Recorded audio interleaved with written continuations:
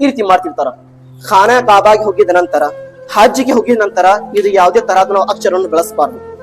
ಅಲ್ಲಿ ಏನಾದ್ರೆ ಅಪ್ಪಿ ತಪ್ಪಿ ಏನಾದ್ರೆ ಸಮಸ್ಯೆ ಬಂದರೆ ನಾವು ತಾಳ್ಮೆ ಮಾಡ್ಬೇಕು. ಏನ್ ಮಾಡ್ಬೇಕು?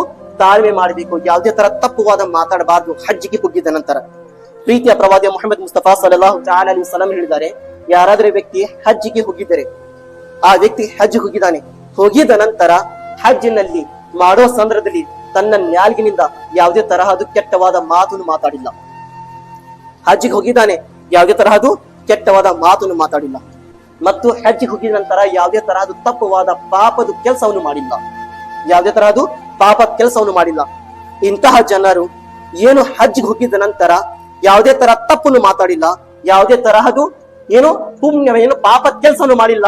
ಈ ಜನರು ಹಜ್ಜಿಗೆ ಹೋಗಿದ ನಂತರ ಹೊಳ್ಳಿ ಯಾವ ರೀತಿ ಬರಾಕ್ ಕುಂತಿದ್ದಾರೆ ಇವತ್ತು ನಾನು ನೋಡಿರಬಹುದು. ಬಹಳಷ್ಟು ಜನರಿಗೆ ನೀವು ಹೇಳ್ತೀರಾ, ಏನಂತ ಹೇಳ್ತೀರಾ? ಹಜ್ಜಿಗೆ ಹೋಗಿರುವ ಜನರಿಗೆ ಬಿಲ್ಲಿ ಸೌ ಚುಬೆ ಖಾಕೆ ಹಜ್ ಕರ್ನಿ ಗೈ. ಜನರು ಹೇಳ್ತಿರ್ತಾರ, ಬಿಲ್ಲಿ ಸೌ ಚುಬೆ ಖಾಕೆ ಹಜ್ ಕರ್ನಿ ಗೆಲಿಗೆ ಮಾಡಲ್ಲ. ಅತಿ ಜಾಸ್ತಿ ಪಾಪ ಮಾಡಿ ಹಜ್ಜಿಗೆ ಹೋದ್ರಿ ಇವರು. ಉದ್ದೇಶ ಇವ್ರದ್ದು ಹೇಳೋದು ಏನಿದೆ? ಅತಿ ಜಾಸ್ತಿ ಇಡೀ ಜೀವನ ಪಾಪ ಮಾಡಿದ್ರು, ಇಡೀ ಜೀವನ ತಪ್ಪುವಾದ ಕೆಲಸ ಮಾಡಿ ಈಗ ಹಜ್ಜಿಗೆ ಹೊಂಟಿದಾರ ಇವರು. ಇಂತಹ ದೊಡ್ಡ ಪಾಪಿ ವ್ಯಕ್ತಿ ಹಜ್ಗೆ ಹೋಗಕ್ ಕುಂತಿದ್ದಾನ.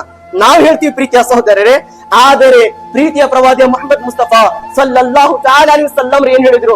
ಯಾರಾದ್ರೆ ವ್ಯಕ್ತಿ ಹಜ್ಗೆ ಹೋಗಿದ ನಂತರ ಯಾವುದೇ ತರಹದ ಕೆಟ್ಟವಾದ ಮಾತನ್ನು ಮಾತಾಡಿಲ್ಲ, ಯಾವುದೇ ತರಹದ ಪಾಪದ ಕೆಲಸವನ್ನು ಮಾಡಿಲ್ಲ, ಹೋಗಿದ್ದ ಪಾಪಿಯಾಗಿ ಮನೆಯಿಂದ ಪಾಪಿಯಾಗಿ ಹೋಗಕ್ ಕುಂತಿದ್ದಾನೆ, ಊರಿನಿಂದ ಎಲ್ಲಾರು ಜನರು ಹೇಳಕ್ ಕುಂತಿದ್ದಾರೆ ಈ ವ್ಯಕ್ತಿ ಪಾಪಿಯಾಗಿ ಹಜ್ಗೆ ಹೋಗಕ್ ಕುಂತಿದ್ದಾನೆ. ನಮ್ಮ ದೃಷ್ಟಿಯಲ್ಲಿ, ನಿಮ್ಮ ದೃಷ್ಟಿಯಲ್ಲಿ, ನನ್ನ ದೃಷ್ಟಿಯಲ್ಲಿ, ಇವ್ರ ದೃಷ್ಟಿಯಲ್ಲಿ ಪಾಪಿ ಇರಬಹುದು. ಪ್ರೀತಿಯ ಸಹೋದರರೇ, ರಸೂಲುಲ್ಲಾಹ್ ಏನ್ ಹೇಳಿದ್ರು? ಈ ವ್ಯಕ್ತಿ ಹಜ್ ಹೋಗಿದ್ದಾರೆ, ಒಳ್ಳೆ ಯಾರ್ತಿ ಬರಾಕ್ ಕುಂತಿದ್ದಾನೆ. ಅಲ್ಲಾಹು ಅಕ್ಬರ್.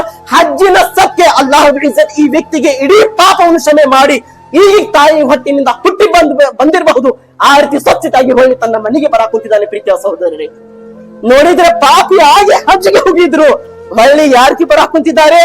ಈಗ ತಾಯಿ ಹೊಟ್ಟಿನಿಂದ ಹುಟ್ಟಿ ಬಂದಿರಬಹುದು ಆ ರೀತಿ ಸ್ವಚ್ಛತೆಯಾಗಿ ಖಾನಾ ಕಾಬದಿಂದ ಹೊಳ್ಳಿ ಮನೆಗೆ ಬರಾಕ್ ಕುಂತಿದ್ದಾರೆ. ಇದು ಹಜ್ಜಿನ ಪುಣ್ಯ ಇದೆ.